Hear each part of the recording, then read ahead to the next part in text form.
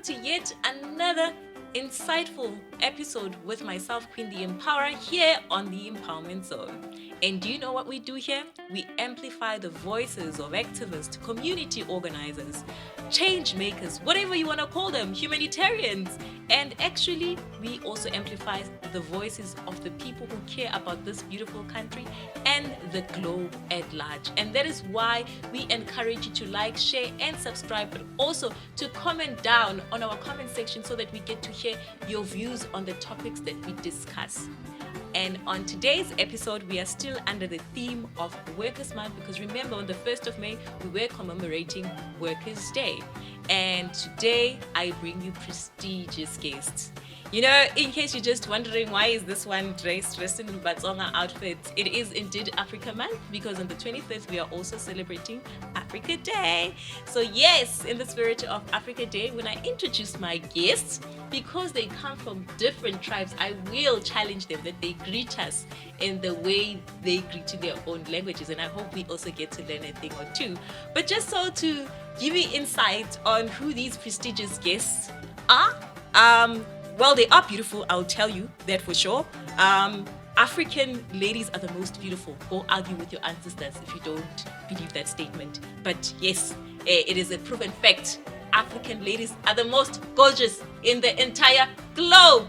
And the first lady I'm going to introduce is Maggie Mthombeni, who's a former domestic worker who's worked as a domestic worker, as I said, for 15 years and is a co-founder of Izwi Alliance.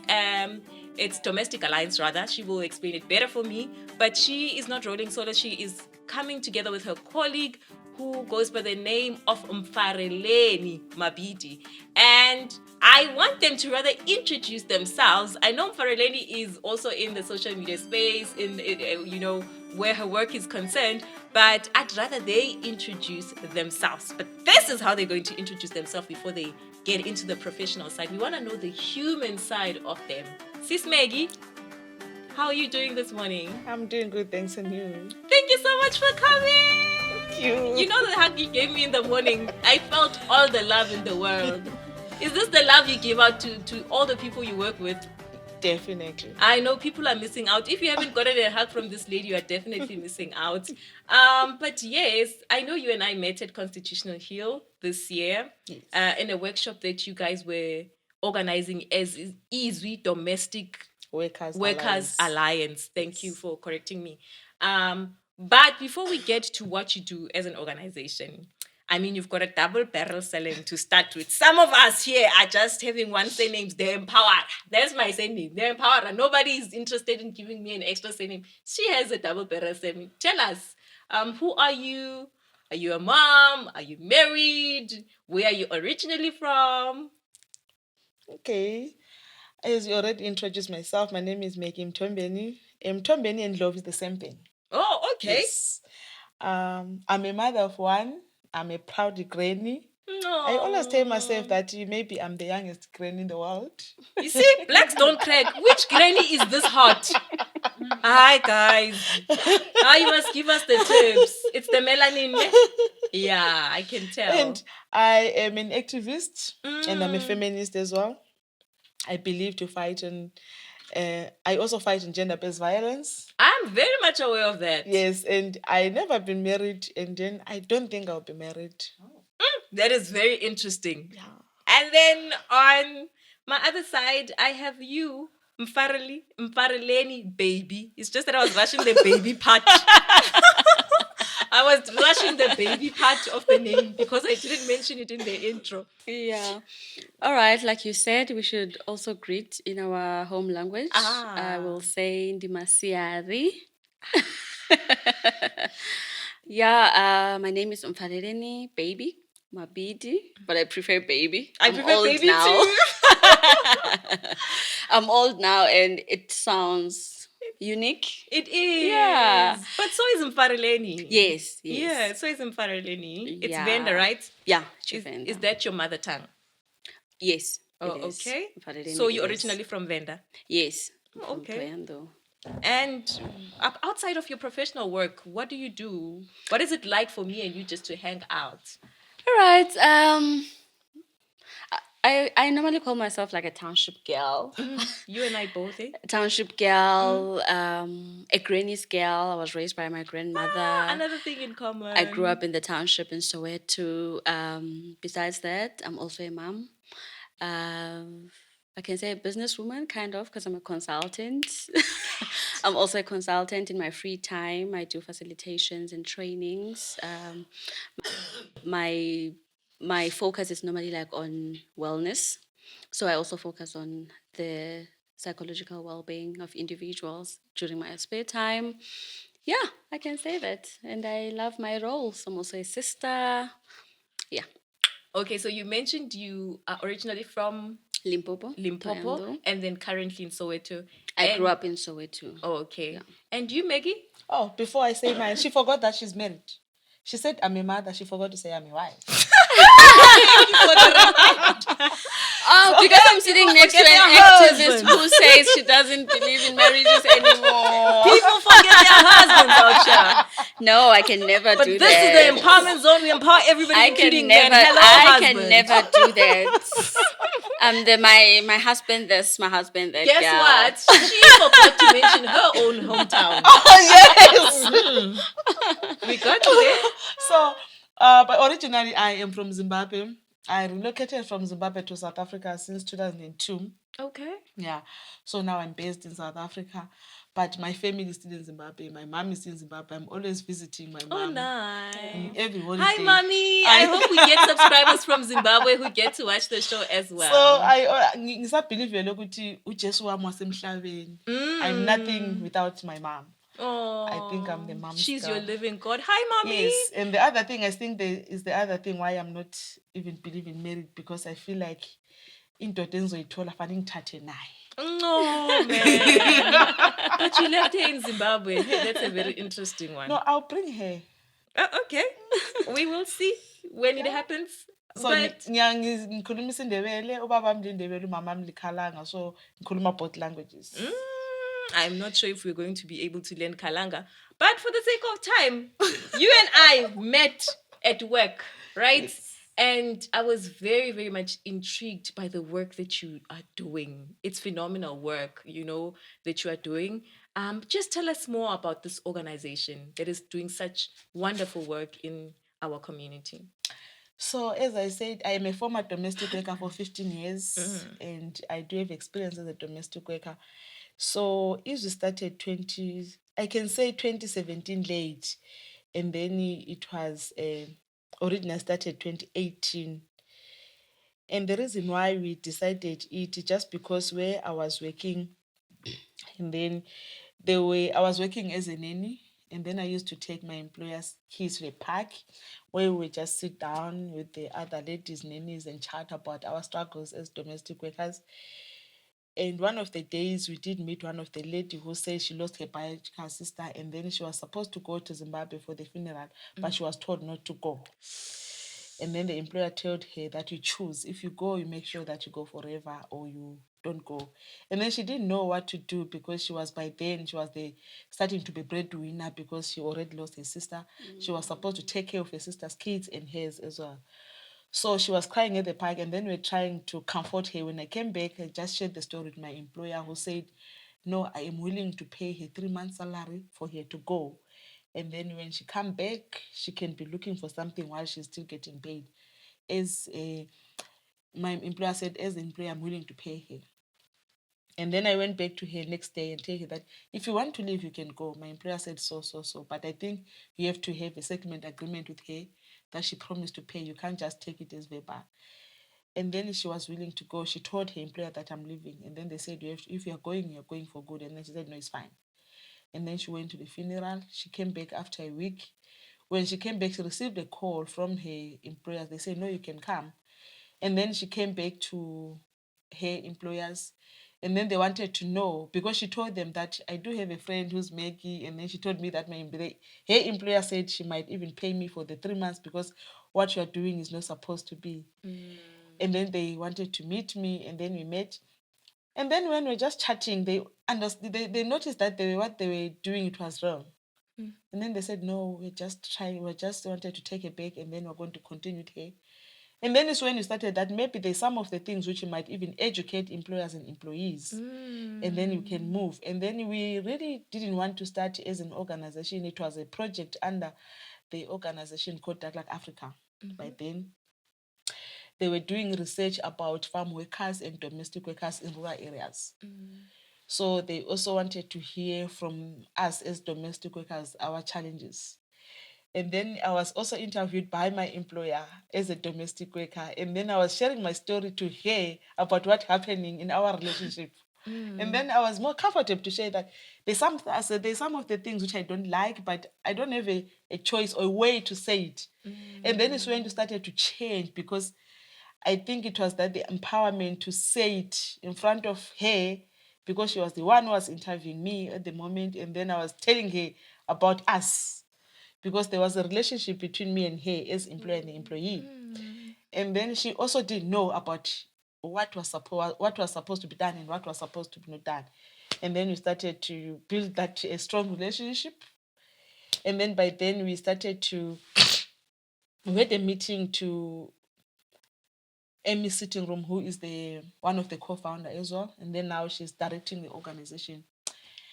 And we invited most of domestic workers who were my friends, my family, my neighbors, my community people, my Stockville, my burial society, and then they came. And then we invited Satau, which is a union which is existing, domestic workers union.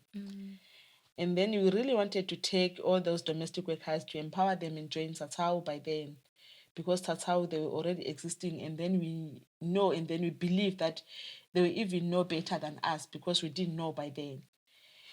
And some of the cases were handled by Tatao from us. And then people were coming back to us and saying, no, I was not happy about this and this. And then I was working as a domestic worker. And then part-time, I started to support domestic workers at the CCMA.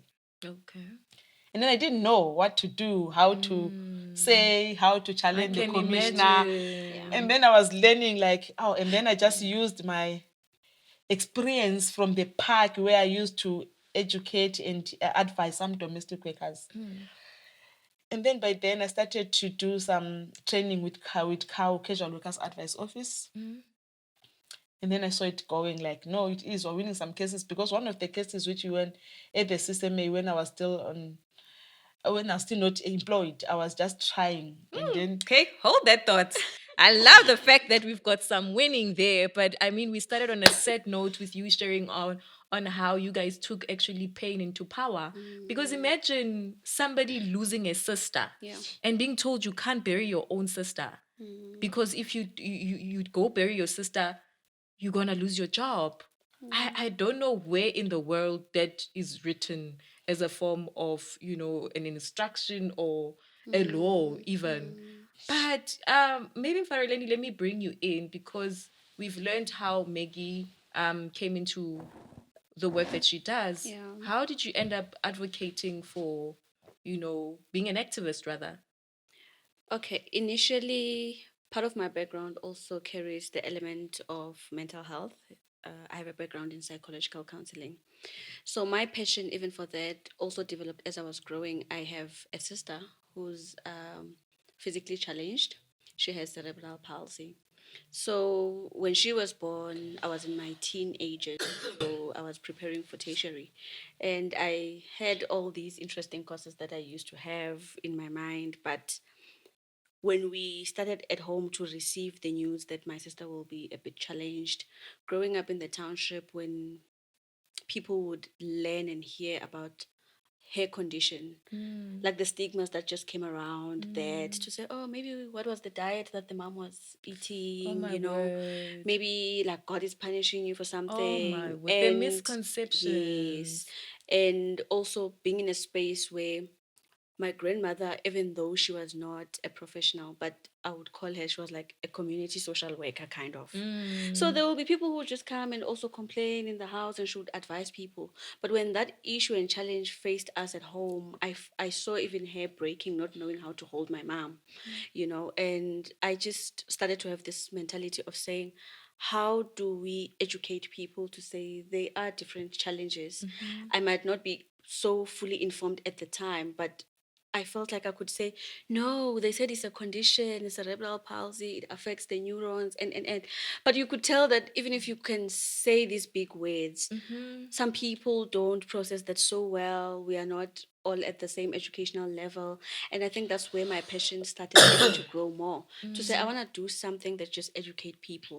But at that time, my focus just Was leaned around. more on mental health awareness, Was it which mental health or the disability? Your sister's at that time it was disability. But I okay. just felt that the whole disability sector needs to be covered, because it's not just her, but there are many children that we live amongst, we play with. They've got different challenges. Some don't take medication properly, and people would just say things, and some would get to be labeled other names, you know. So I just started to realize that in my surrounding, to say, what do I do? How do I partake in this, you know, which just developed that passion for assisting. Then, as I went to varsity and study and do other stuff and started to work, then I realized that actually there is a gap here. There's advocacy for like everything. And then I just started to also discover that actually I'm passionate about human rights. My take is, you will not do something or say something to the next person and I keep quiet about it. Because if I'm silent, then it means I'm an accomplice to it. So there is somebody that needs to do something, you know. And I think like my passion started there. And then I just focused on transitional justice work, psychosocial work, and then I did join like programs and scholarship and fellowship. Like last year, I was part of the NOREC fellowship. It takes us to different countries in the continent. So I was based in East Africa. I also advocating there, advocating psychosocial work, transitional justice work. So my passion just Kept grow. on growing and Yes, growing. kept on growing Yeah. to a point where when I came back, I was like, okay, I've seen other spaces, but now I feel like I need to also come back. How do I also say? But I grew up with my grandmother. She used to explain challenges of how it was during apartheid, how it was when she was working. You know, I was like, maybe now it's time to redirect and also see other industry, especially back here at home, because I felt like part of most of my work would take me out of the country. So now it was like how you don't have to avoid issues that are happening in house. And it's when I joined Izwi this year in 2026, and it And we has are been so amazing. happy. And I've been learning so much, so that you realize that actually some of the things that happened in the past and the history of domestic work still lies under the apartheid system, slavery Yeah. systems. So, which just I can say it evoked my niche, I guess, to say Yeah. actually, like, we can't be having spaces where people are still underlooked because of what they're doing. We were raised by grandmothers who were domestic workers. That's Some are so still true. are even now. These days we've got apps. People are even doing services even on apps. So why do we have to underlook this job? You know, you can just click on your phone, do something, call someone to come and help you and clean and do something. But if we are still regarding it based on the history around it, what does it mean? So I think that just built up my passion and interest in this work. You know what? One thing you and I have in common is that we are grandmother's children. I love that about us, and I can see you embodying your grandmother, and I can tell you right now, she's in heaven watching me right now. But I'm absolutely also embodying my own grandmother. But with Yeah. everything that you've mentioned, one of the things that I've learned in everything that you've just mentioned is that, you know, the more you know, the more you realize you don't know. So Yeah. it's like you start advocating for people with disability, but before you know, you're advocating for GBV. Before you Yes. know, you're in another field because you realize there's so much to advocate for. True. There's so much Yeah. that is not done right. But also, you mentioned like we are now advanced and we're using technology, but we are still caught up in the systems that we used to use in the past. So it takes me back to the public holiday, which we were commemorating on the 1st of May, to maybe understand, maybe from Sis Maggie, even from yourself, Yeah. how did you celebrate, rather commemorate Workers' Day on the 1st of May, is there anything particularly you were doing? Is there anything that Izwi was doing on that day? I know in Izwi, I mean, it's commemorating every day. Yeah. You guys are always advocating. I mean, Sis Meg, I was talking with her 2 days ago. She was at CCMA. I'm like, yeah. Workers' Yeah. Month, she's still, fighting for workers there. She started not knowing what to do, and I'm sure now she walks in there boldly. Yeah. So how did you spend your day on Workers' Day? So on Workers' Day, we didn't have something specific internally on the actual day. But like I said, when I came in to Izwi just a few months ago, we are having this employer outreach campaign, Yeah. which the mandate was it needs to carry over until May or the beginning of May, if I'm not mistaken. So part of the campaign is to say we are coming from an informed research which we did where we focused on the lived in conditions of domestic workers. So we realized that there are many challenges when it comes to stay in domestic workers, where they yes. stay with their employers. So there are many challenges there. Like I said, a lot of people take domestic work in terms of the slavery times and. So that research informed us that actually there are people in other estates and complexes where domestic workers are still restricted in terms of you don't move at this time, you need to move with your ID. Actually, here in South Africa, in Johannesburg, Pardon me? yes. You have to move with your ID. Yes, inside Like the the complex. Dompas that we fought, Inside the complex. like our grandmothers fought for Yes, inside the complexes. on the 9th of August. Others are not allowed to access the tuck shop inside the complex. They have to ask maybe children who are playing in the park to say, oh, can you please buy me a can of Coke?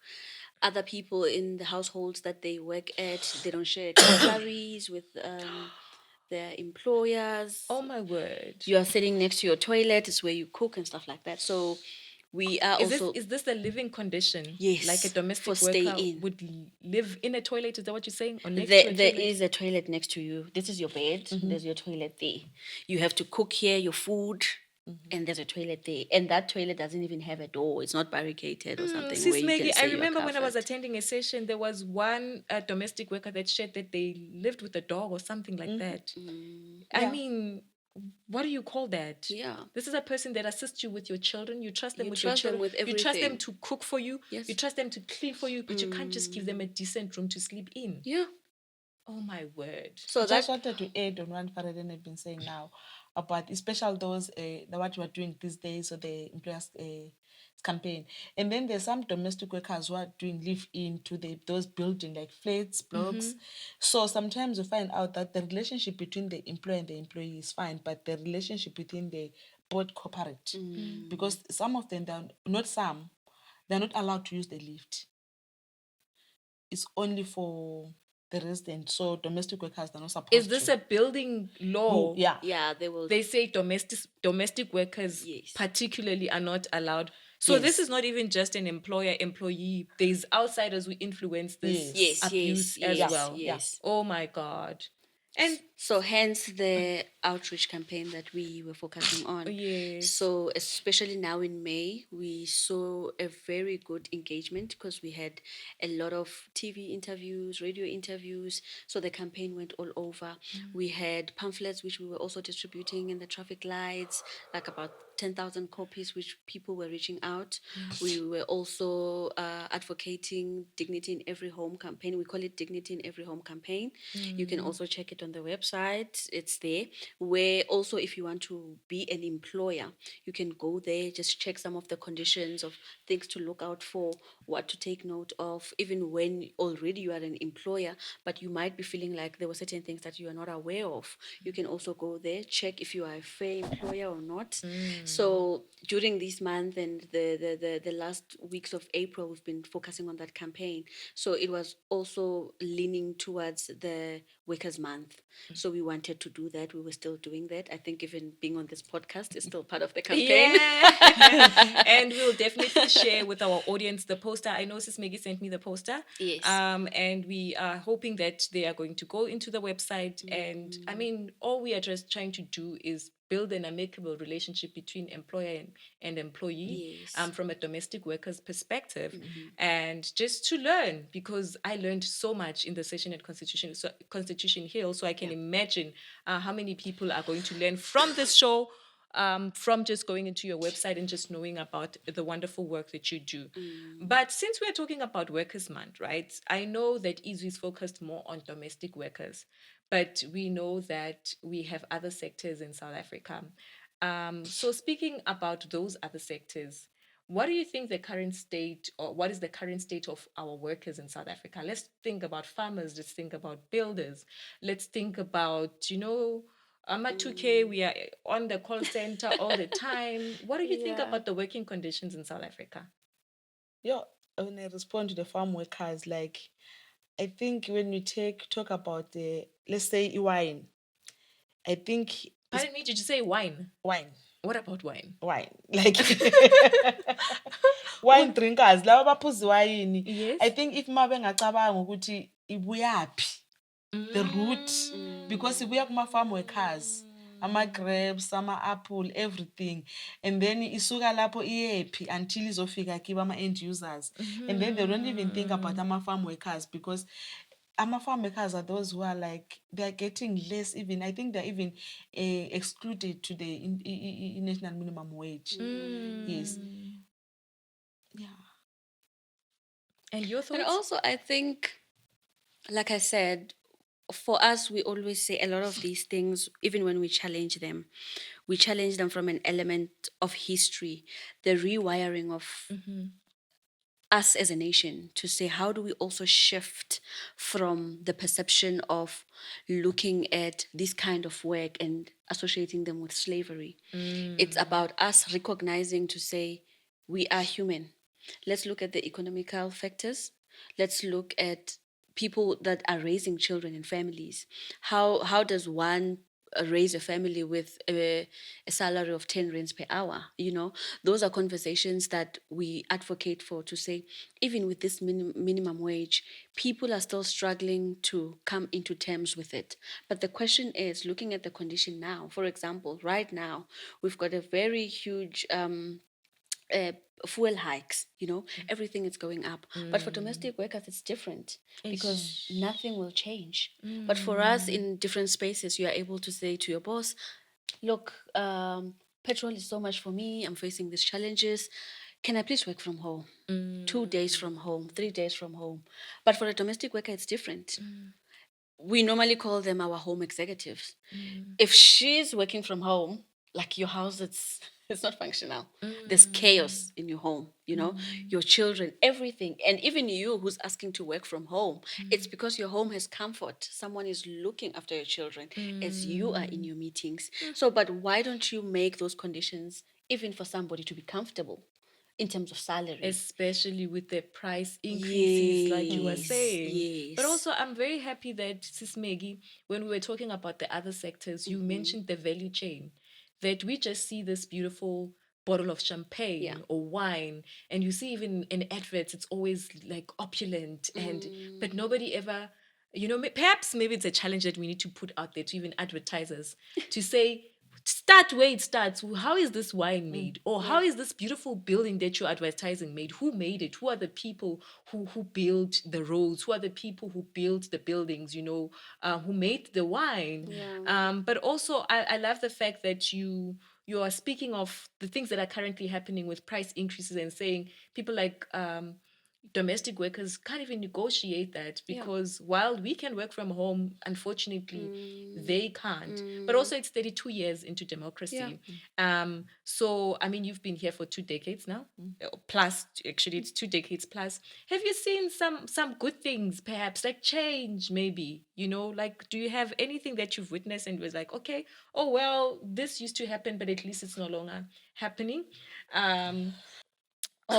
Maybe something that frustrates you also. I say this because I spent my workers day, and I was with Caucasians, and for me it was not even a workers day commemoration, it was something else. But I embraced the fact that although I was the only African in the room, it was from a friendship level. I was friends with Caucasians, and the apartheid system never allowed that. Yeah. I could come to their home, visit, and have fun with them on Workers' Day. And this is what our struggle heroes were fighting for, that we can become friends with one another. We can share spaces with each other, whether it's in the workplace, you know. Yeah. So what are some of the changes that you've observed and say, you like this about our South African law, that they advocate for this, and people maybe can get to know about it? Because I mean, we've been sharing about Yeah. the frustrations. Anything. Oh, You can go ahead. I think I also like the national minimum wage. Okay. Yeah, it's something which but the other on the flip side is just because there is laws, and then there's no any enforcement about that. Because I always think, like, if ever I can be a domestic worker employer, I'll run away with some other things, because now I have an experience on how to do things. Even if I don't do this and that, no one is going to do anything to me, because there is no any enforcement. And then the other thing also on the domestic workers side, and the quota, they were excluded, but now they're included. Yeah. Oh, okay. That is the other thing which is makes our sectors, domestic workers organizations and union, that we are moving forward. Also the UIF. Yes. Also the UIF. On the UIF side, there is also another thing which is still like standing, because lots of the employers, they do register their domestic worker, but they don't contribute. At the same time, after the relationship is ended, you go to the Department of Labor to try to claim. They said, no, you are registered, but your employer was not contributing. At the same time, the employer was deducting from your salary, but he or she was not contributing to the Department of Labor. And then when it comes to migrants, there is some employers who are deducting the salary and not even contributing, because they know that they can't be able to claim. But there's some who are deducting and contributing, knowing that the domestic worker is not going to be able to claim that money because of the documentation. Yeah. No, it's a lot.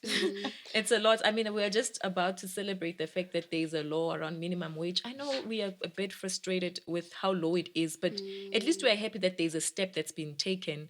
And maybe we are also putting it out there. Let's have this law being activated, right? Yeah. So I think the law- also, Okay. I think we'll expand later on Alright. with the law, because some of these questions, by the way, they are They build up. yeah, they build up, so you get to answer them later on. So we also have the care economy, which is one of the fastest growing economies, right? For people who don't know, the care economy includes people who work in ECD sectors. It is domestic workers. Some teachers are also, considered to be in Yeah, the especially the ECD ones. Yeah. the care economy. What are your thoughts on that economy? Because it's an economy that is kind of like overlooked.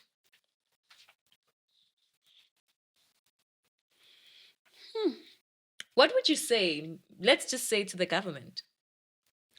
I think first we need to acknowledge the backbones of the system. So a lot of times we do, as a nation, we don't acknowledge it's like the people who work in the background. Beautiful answer. Right? And we expect to thrive. But how will you thrive when the backbone is crooked? For example, like I just mentioned, that for you to also be comfortable to say, can I work from home, is because there's a home executive doing things for you.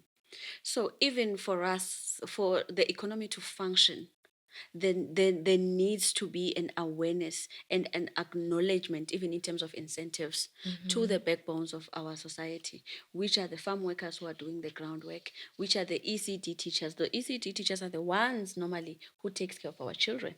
Because if your children are not at school, or they are not in a better space, you will be frustrated. You can't function when your kids are not in safety. So true. So we've got those issues that we need to address, that we need to acknowledge, and people need to be given what is deserving to them, because policies and laws can be there on paper, but how do we communicate the enforcement and the implementation of that? And how do we hold each other accountable to say that is which is written on paper needs to be practiced even in our homes? Yes, someone can say, oh, it can be a bit challenging because it's you and the domestic worker. But when we educate you as the employer to say you need to take note of the contracts, the registration of this, the registration of that, make sure that your employee complies as much as you do comply at your workplace. So I think a lot of things we need to raise awareness in terms of that, and just build partnerships with these institutions that also support the groundwork and find a way forward. Because we are nearing the end of the episode, right? Yeah. I'm just gonna ask like two final questions, and then we're gonna play a quick game, Okay. which I know you guys are looking forward into. But Sis Maggie, for Izwi Domestic Workers Alliance, what are some of your success stories? And I ask this because I know that there are some domestic workers out there who are probably watching the show, and they are afraid to reach out. I mean, we're just having this conversation and it seems like it's an easy thing. There are people who say, the minute I'm associated with these people, they're gonna go into podcast and mention my name. The next thing, I'm fighting with my boss. So just share one success story. Just try keep it short and just speak to somebody out there who might want to reach out to Izwi. And then Mtfareleni, for you, while she's just sharing that thought, bear in mind that you're gonna be sharing a message to the employers. Okay.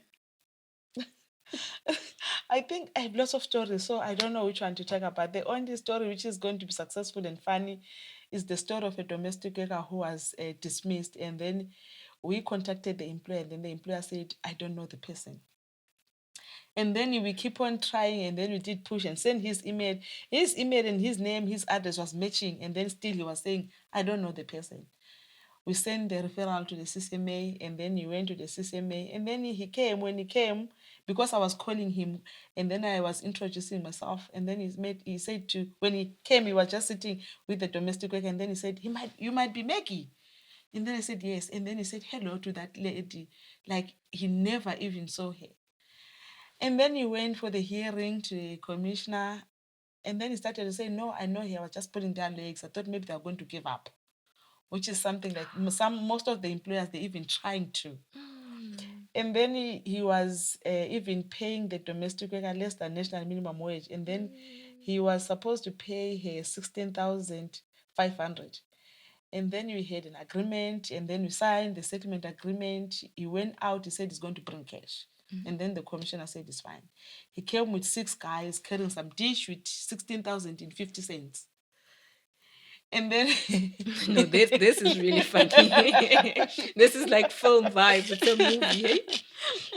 And then the commissioner said, who's going to count this money? And then we said, no, don't have time for this. And then we're not even sure that the money is 16,000. And then he was with his Anthony. And then the guy said, no, I can, but I think it's going to take me like more than 5 hours. And then I think he knew how much he was supposed to pay that guy for an hour. And then he went back to the bank again with those dishes with him. And then even at the bank, they took like more than 2 hours to count those 50 cents, 16,550. And then we just give the tailors at the bank, they did count the money. But she was paid this. At least she was paid. I don't know about the drama. I don't know if this guy is an actor or actress or whatever this person is. But I mean, starting by gaslighting, moving on to acting like you don't know somebody you've been working with, and then to bring the whole 16,000 for what? So before Mpfareleni came, I just want to have a strong message to domestic workers. Yeah. I just wanted to tell them that please make sure that you have a contract with your employer. Push your employer to give you a written contract and the pay slip, which is going to be an evidence how much are you getting paid. And then also don't ever receive your salary, your wages in cash. You rather ask your neighbor, your friend, your family member to give you her or his account, because if in future, if your employer says if the employee says I've been not getting paid less than, I was not even getting paid the national minimum wage in terms of the national minimum wage, I'm sorry. And then the employer will say, remember when they come to us for some advice, we do advise them, And then we might even say that we do have a lady who was working there, and then she said, I quitted just because I was not getting paid on time. And then we said, no, just because you quitted, you don't have a case. But on this matter, we do have this case, which is the national minimum wage. And then when we called the employer said, no, I didn't dismiss her. She quitted. And then we said, yes, we understand, but now we're not on that side. We're on this. She was getting paid less than national minimum wage. And then when we got to CCMA, she was also being advised somewhere. And then just because she was giving this lady the envelope, she said I was paying her 8,000. Oh yes, they There's can no twist. evidence. There's no evidence. And then the applicant is the one who's supposed to bring the evidence. If you don't have any bank statement, anything written down, you're going to her lose word the case against yours. Yes. But remember, we are closing. We're about to close. Don't forget, how do they reach out to you? Okay, when Mpfareleni is going to wait. Remember, I said that those who are afraid. Okay. Or what would you say to them? For those who are afraid, our organization says Izwi. The Izwi is meaning the voice of the voiceless. So if you contact us, we do have the hotline, says 073 153 1167. And then you can even go to our website. You can even, the other important thing, please, if ever you're working as a domestic worker, make sure that you collect the important and the exactly your employer's contact details, which is her name and the surname, the contact number, the email address, and the postal address.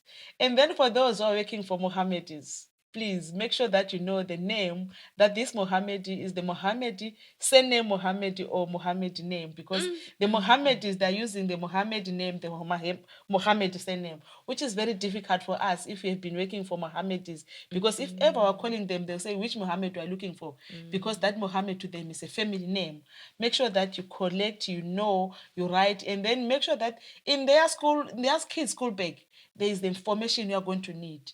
Make sure that you check their school, their kids' school bags. You get everything you need, which is going to be the contact details, what you need. Thank you. Wow, thank you so much, Sis Maggie. I think with the Muhammadi, what she is just trying to say is that there are names that are a little complex. Just make sure it's the simple things like knowing your employer's full details. What are Yes. their names written on their ID documents? Because that's the first starting point when you're trying to reach them. And I mean, you've worked with such cases, hence the Muhammadi. And imagine trying to fight for somebody, but they don't know their employer's name. But also to reiterate the fact that they must use bank accounts, addresses, contracts.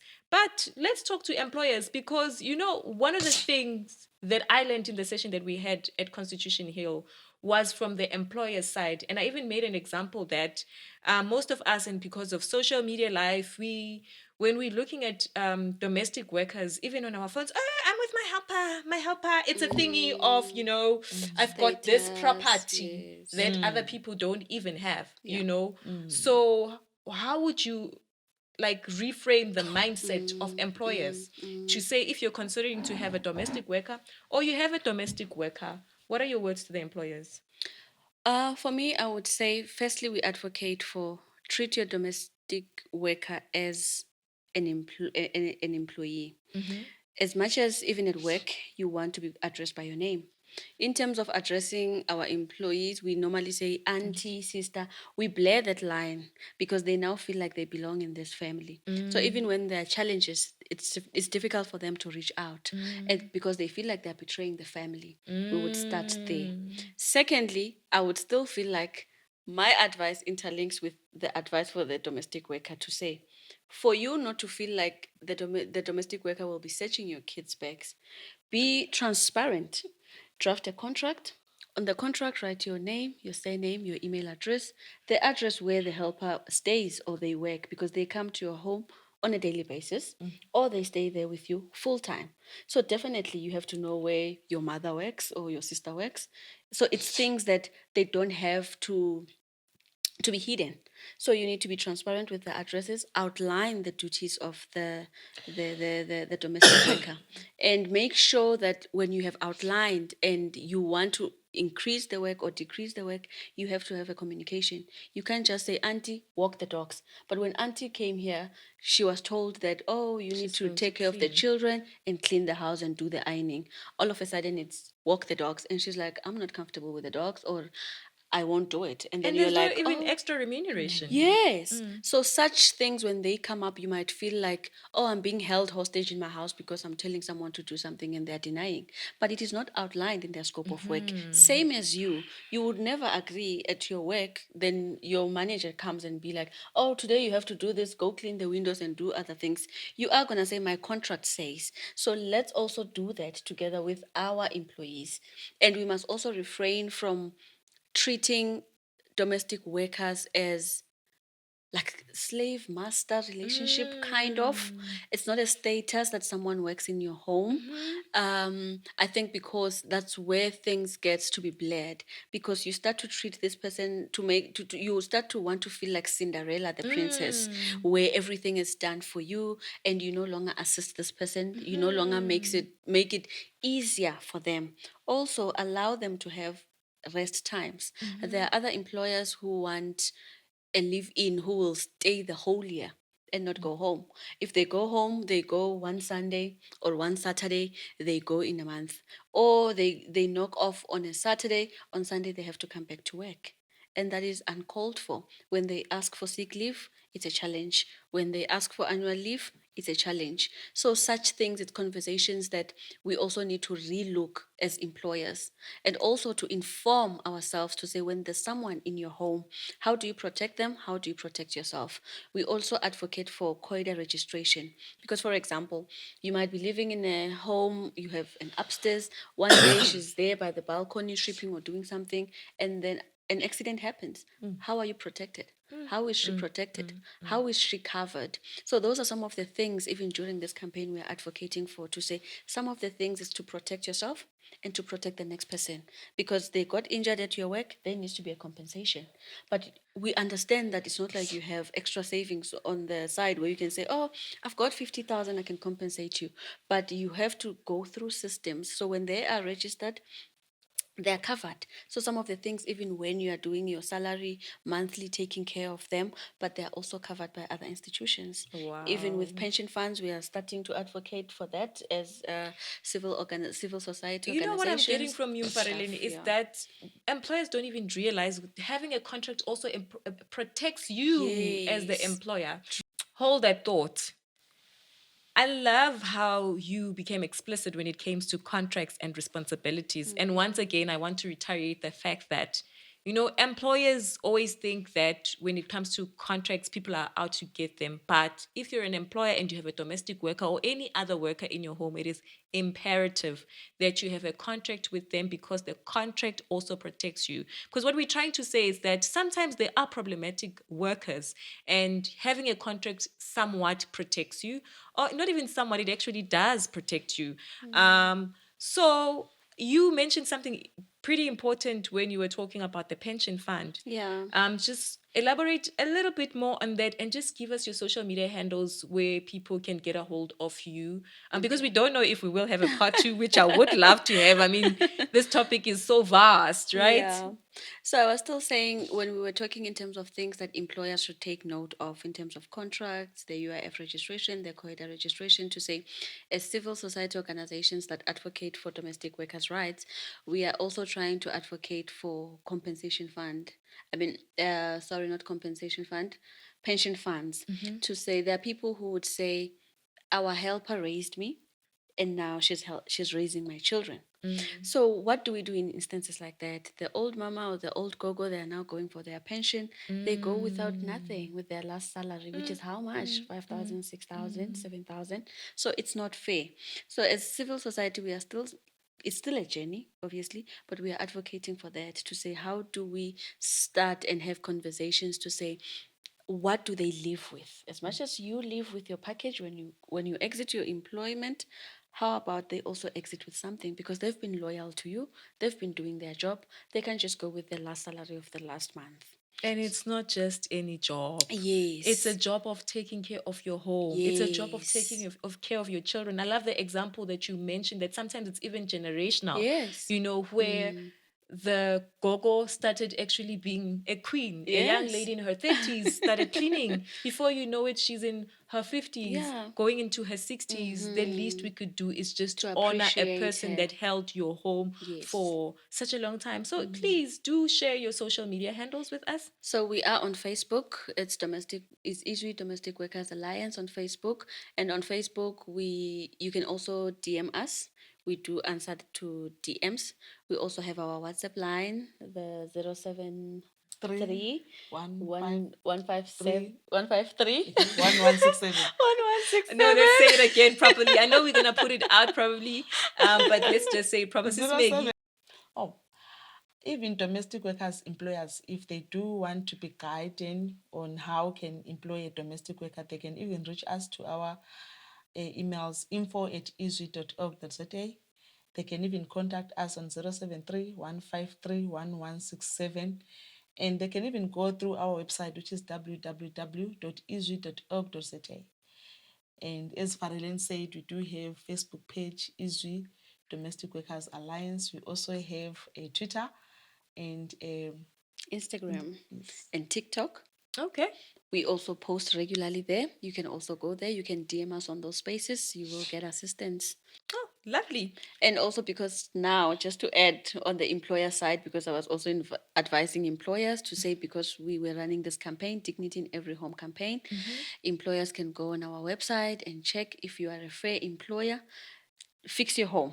Yeah. No. Fix your home. Absolutely lovely. Thank you. Oh, I think the website for the Dignity in Every Home is dignityineveryhome.org.za. Yes. It's separate from Izwi. From the Izwi one. It's separate from Izwi.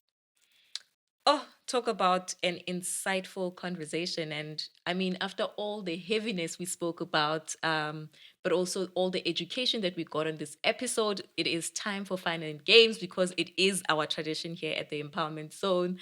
So I'm just going to play a quick game with you. You just choose just an option, right? Okay. Don't think hard. The one that comes at the top of your head. It's nothing hectic. It's nothing that's going to get you in trouble with people's employers or, since we're speaking of workers. Okay. So I'm just going to read out the question and you just choose that comes to the top of your head, right? So we just want the audience to connect with you from a personal level. Okay. Okay, cats or dogs? Dogs. Okay, both of you. Interesting. Hip hop or jazz? Jazz. Jazz. Okay, right?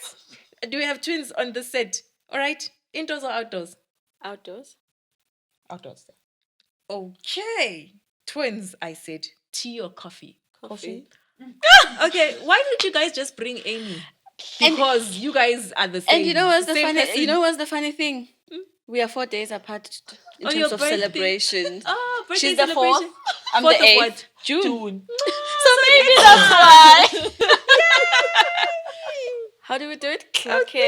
Clap it! Because our production team, Kyla, also is on the 2nd of June. Oh, So for yeah, June we have Geminis in the babies. room. Okay, let's finish quickly. Romance movie or action movie? Action movie. You know what I love? The fact that you guys don't even take time to think about it. Okay. Solve the water crisis or the electricity crisis? Water. Guys, It's a source of life. you don't even think about these answers. I know the Empowerment Zone family. You heard it from Maggie, Mthombeni, and Mpfareleni Mabodi. Thank you so much, ladies, for joining us. It has been an absolute pleasure. Thank you for educating us and informing us. And thank you to everybody that has watched up to this point. You know what to do. Like, share, subscribe, and even share it with your employers if you're a domestic worker. Share it with your friends who have domestic workers. If you're an aspiring person to be a domestic worker or want to have a domestic worker, and just anybody who's interested in conversations like this. And you can always reach out to myself as well. I am Queen the Empowerer on Facebook and Instagram, also on TikTok. But also, we want to hear your views on the matters that we shared. So contact us on our WhatsApp line, which is 072 187 8965. And one of these good days, we will be playing your voice notes here on the show. So we look forward to hearing from you. Like, comment, share, and subscribe, like I said. But for now, it's the Queen signing out and saying adios until another episode.